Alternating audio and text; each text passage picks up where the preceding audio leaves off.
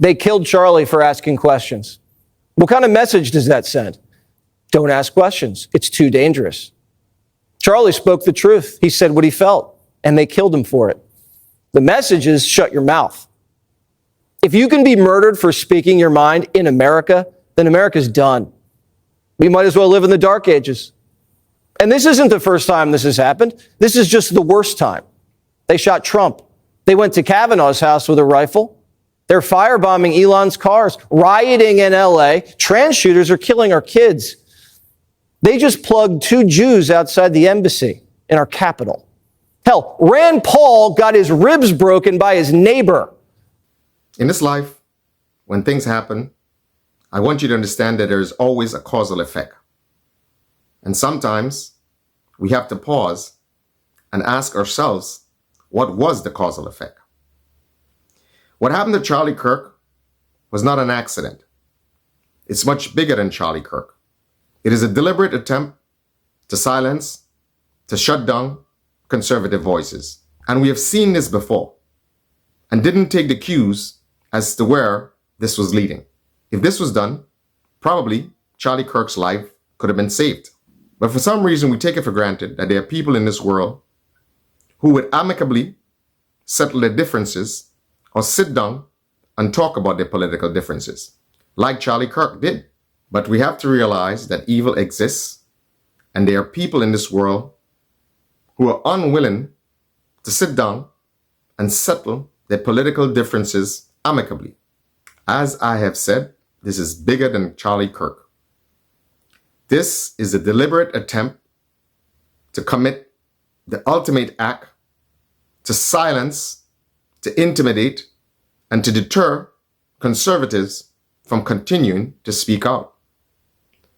Some would say that we saw this coming in some respects, and we didn't want to believe it. But when things like this happen, what needs to be done is a reassessment of what we taught and what we believe. We believe that it was possible to sit down and have cordial conversations with people who may be willing to talk about political issues.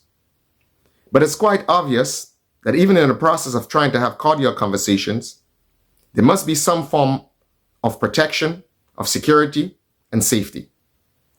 Because if some attempt was made to protect this gem of America, more than likely, this would not have happened.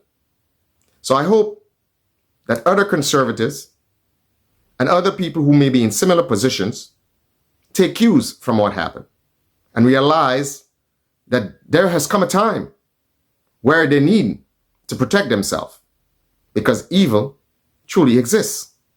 Now, this is not just about Charlie Kirk. This is also an unwillingness by many to recognize that the American people have spoken. They have legally, democratically expressed their opinion by the ballot and have accepted Donald Trump as their president. Not by a little, but by a lot.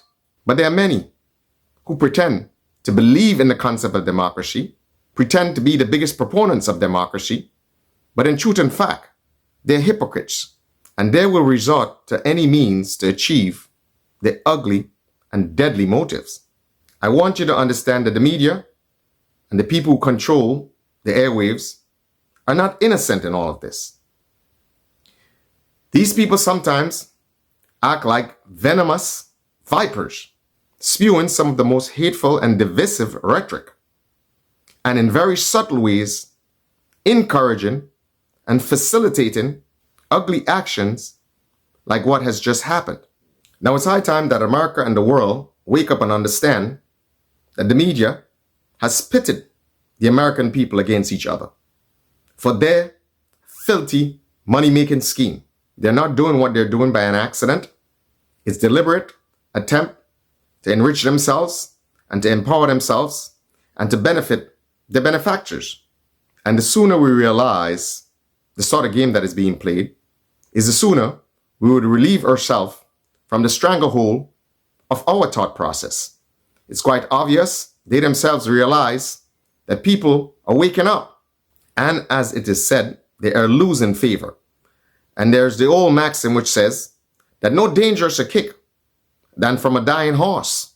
So you would see more deliberate attempts to sabotage conservative voices. You would see more deliberate attempts to sabotage people who are actually exposing their devious plot. Let not Charlie Kirk's passing weaken your resolve, but most so, you should become unrelenting, as much as a defender and fighter for First Amendment like he was. That, I believe, is something that he would have wanted.